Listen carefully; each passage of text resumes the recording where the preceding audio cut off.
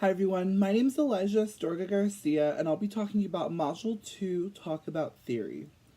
So, just to kind of refresh everybody on what Module 2 was about, or Chapter 2 rather, essentially discussed the differences between objective and interpretive theories.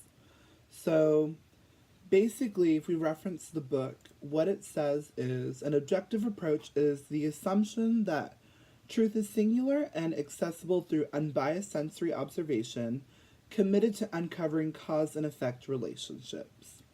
While more interpretive theories are the linguistic work of assigning meaning or value to communicative text, assumes that multiple meanings or truths are possible.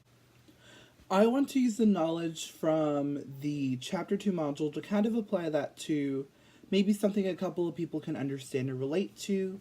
So, my experience with the Talk About Theory chapter in my personal life, recently I was watching the Shane Dawson conspiracy theory videos with my friends, mostly as a joke. I don't really take them seriously.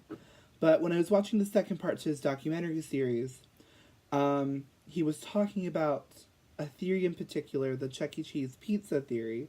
So essentially, what they were trying to find out is whether or not employees took leftover pizza from customers and used them to shape another pizza. And their reasoning behind this is because they observed when pizza was brought out, the cuts and the sizes of the slices didn't exactly match with each other. So I guess if we kind of want to deconstruct that, a more objective theorist might devise that since the pizza is misshapen, it must be handmade or just unique in that sense. But Shane and his friends took a more interpretive form of that theory and decided to say that since the pizza is misshapen, it must be reused or reconstructed. So the way that they were able to do that is, in a sense, they were able to use some objective tactics at kind of observing, looking, and seeing the employees and maybe how they would pick up the pizza to be reused again.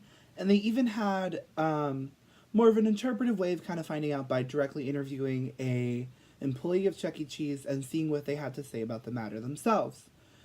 Now, that bringing up the Chuck E. Cheese theory and the Shane Dawson series is kind of showing both the extremes of an objective and an interpretive theory. So to kind of put it in a different context, we could look at more art history related things. So I had the privilege of taking art history in high school, and that was pretty cool. I really enjoyed that class, and definitely I liked all the different analyzations of some of the art. So one in particular that I enjoyed was the Andy Warhol Marilyn diptych,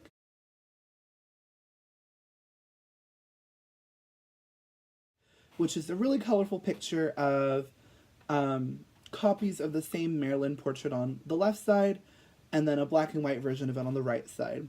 And essentially what that was trying to say is, or trying to show, on one side it was really brightly neon colored because it represented her life.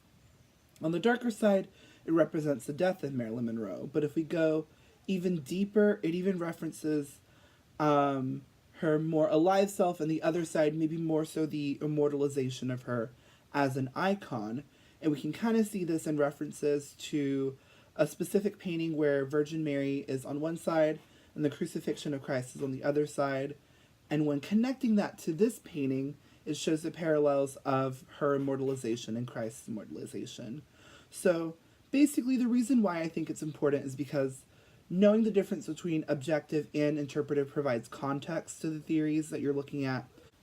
Understanding how to talk about theory and what objective versus interpretive means is so essential to communication theory as a whole. By understanding that, you provide yourself with a much more clear understanding of theory in general.